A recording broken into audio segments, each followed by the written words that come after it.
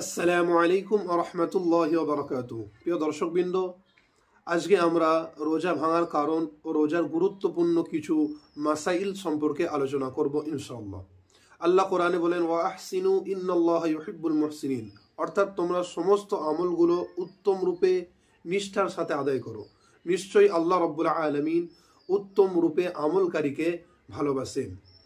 তো এই আয়াত দ্বারা আমরা বুঝতে পারি যে কোনো আমলের ক্ষেত্রে আল্লাহ বলেছেন উত্তম রূপে করতে, নতুবা সেই আমল আল্লাহর দরবারে কবুল হবে না। তো রোজার ক্ষেত্রে সেই একই বিধান, অর্থাৎ রোজাকেও উত্তম রূপে আদায় করতে হবে, নতুবা সেই রোজা আল্লাহর দরবারে কবুল হবে না। তো এই রোজা সম্পর্কে আমাদের জানতে হবে। যখন আমরা এই রোজা সম্পর্কে জানবো, অবগত হব, তখন আমরা উত্তম রূপে রোজা রাখতে পারবো। আজকে আমরা সর্বপ্রথম যেই বিষয়ে আলোচনা করব সেটা হলো নিয়ত। নিয়তের বাংলা অর্থ সংকল্প করা, মনে মনে চিন্তা করা।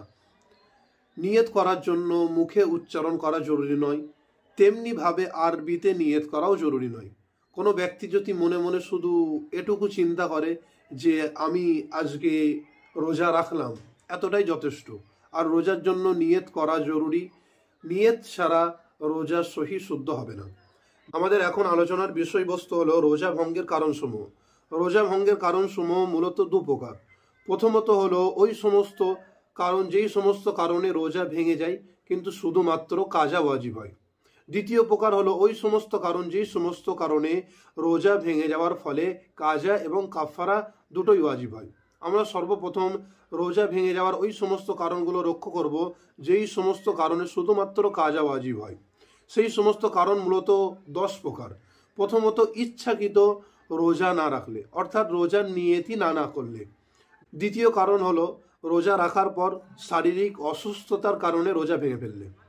তৃতীয় কারণ হলো কোনো কারণবশত নাকে বা কানে ওষুধ দিলে।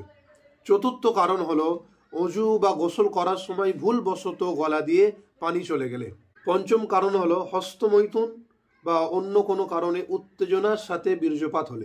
ষষ্ঠম নম্বর হলো মুখ ভর্তি ইচ্ছাকৃত বমি করলে বা অল্প বমি করে সেটাকে গিলে ফেললে। সপ্তম কারণ হলো পান বা গুটকা বা খৈনি ইত্যাদি খেলে। অষ্টম কারণ হলো মুখে পান, গুটকা বা খৈনি রেখে শুয়ে পড়লে এবং সেই অবস্থায় সেহরির সময় পার হয়ে গেলে। 9 নম্বর কারণ হলো সেহরির সময় পার হয়ে যাওয়ার পরেও সেহরির সময় আছে ভেবে কোনো কিছু খেলে। 10 নম্বর কারণ হলো ইফতারের সময় হয়নি কিন্তু এটা মনে করে যে ইফতারের সময় হয়ে গেছে, এই ভেবে কোনো কিছু খেয়ে বা ইফতার করলে। এই সমস্ত কারণে রোজা ভেঙে যায় এবং শুধুমাত্র কাজা, অর্থাৎ একটি রোজা রেখে দিলে একটি রোজার বদলে তাহলে আদায় হয়ে যাবে। এবার আমরা ওই সমস্ত কারণ আলোচনা করব যেই সমস্ত কারণে রোজা নষ্ট হয়। কাজা এবং কাফারা দুটোই ওয়াজিব হয়।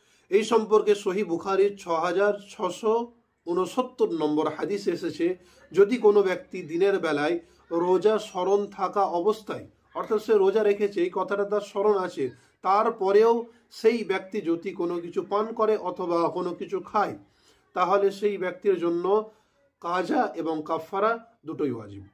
আর দ্বিতীয় কারণ হলো ইচ্ছাকৃত স্ত্রীর সঙ্গে সহবাস করলে, তাতে বীর্যপাত ঘটুক বা না ঘটুক, স্বামী এবং স্ত্রী উভয়ের জন্য কাজা এবং কাফারা আদায় করা ওয়াজিব। সহিহ বুখারীর মধ্যে একটি হাদিস এসছে, আবু হুরায়রা রাদিয়াল্লাহু তাআলা আনহু বলেন, একবার আমরা আল্লাহ রসুল সাল্লাল্লাহু আলাইহি ওয়াসাল্লামের মজলিসে বসেছিলাম।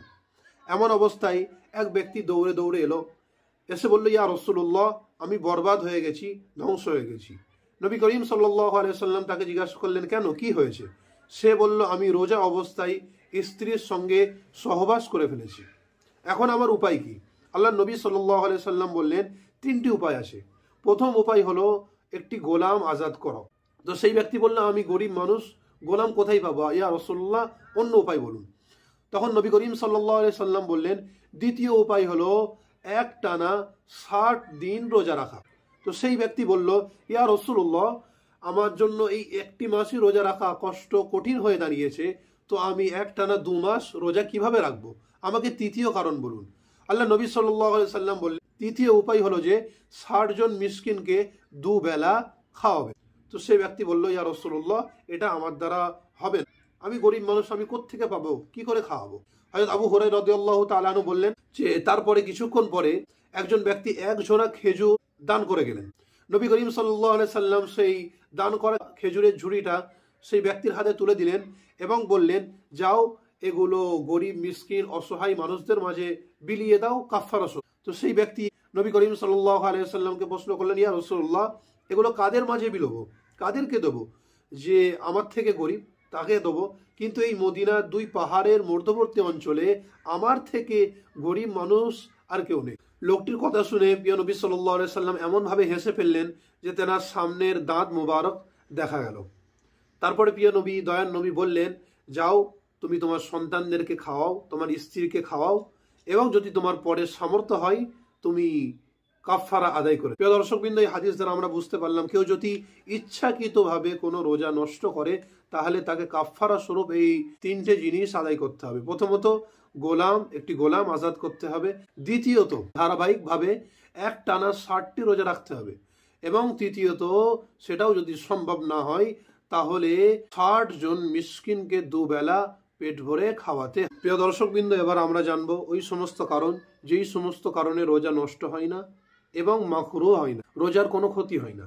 সেই সমস্ত কারণ হলো, প্রথমত মিসওয়াক করলে, দ্বিতীয়ত আতর বা কোনো ধরনের খুশবু লাগালে এবং সেটার সুঘ্রাণ নিলে অর্থাৎ শুঁকলে, তৃতীয়ত অনিচ্ছাকৃত বমি হলে, চতুর্থ কারণ হলো ভুলবশত স্ত্রীর সঙ্গে সহবাস করলে অর্থাৎ মনে না থাকা অবস্থায় স্ত্রীর সঙ্গে সহবাস করলে, অথবা ভুলবশত কোনো কিছু খেলে বা পান করলে, অনিচ্ছাকৃত মুখের মধ্যে ধুলো অথবা মশা মাছি কোনো কিছু প্রবেশ করলে, ঘুমন্ত অবস্থায় স্বপ্নদোষ হলে রোজা ভাঙবেও না, মাকরুহ হবে না, এবং নিজের মুখের থুতু গিলে ফেললে, মুখের মধ্যে থুতু থাকা অবস্থায় যদি সেই থুতুটা গিলে ফেলা হয় এর দরুন রোজা নষ্টও হয় না, মাকরুহ হয় না। কিন্তু যদি কোনো ব্যক্তি ইচ্ছাকৃতভাবে মুখের মধ্যে অনেক থুতু জমায় এবং তারপরে সেটাকে গিলে ফেলে তাহলে রোজা মাকরুহ হয়ে যাবে। দর্শকবৃন্দ, আমাদের চতুর্থ আলোচনার বিষয়বস্তু হলো ওই সমস্ত কারণ যেই সমস্ত কারণে রোজা ভাঙে না কিন্তু রোজা মাকরুহ হয়। সেই সমস্ত কারণ হলো, প্রথমত কোনো কিছু জিনিস ইচ্ছাকৃতভাবে চিবিয়ে মুখের মধ্যে ফেলে দিলে, দ্বিতীয়ত কোনো কিছু স্বাদ চেখে ফেলে দিলে, কোনো তরকারির লবণ নুন হয়েছে কিনা চেখে ফেলে দিলে, কিন্তু এটা শুধুমাত্র তাদের জন্য জায়েজ যাদের স্বামী বদমেজাজি, এমন মহিলাদের জন্য এটা যায়। তৃতীয়ত হলো নাপাক অবস্থায় সারাদিন গোসল না করে ঘুরে বেড়া। চতুর্থ হলো রোজা অবস্থায় স্ত্রীর সাথে অলিঙ্গন করলে বা স্ত্রীকে চুমো খেলে। পঞ্চম হলো রোজা অবস্থায় মাজন, কয়লা, গুল দ্বারা দাঁত মাজলে, কিন্তু মনে রাখতে হবে যদি মাজা অবস্থায় গলার মধ্যে সেই জিনিসটি প্রবেশ করে তাহলে রোজা ভেঙে।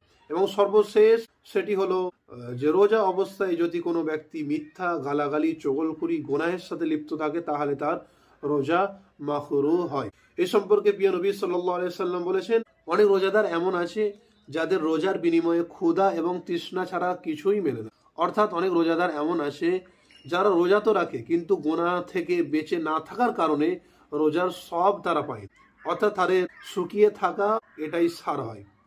আল্লাহ রাব্বুল আলামিন আমাদের সকলকে সঠিকভাবে রোজা রাখার তৌফিক দিন। আমিন। ওয়া আখিরু দাওয়ানা আনিল হামদুলিল্লাহি রাব্বিল আলামিন।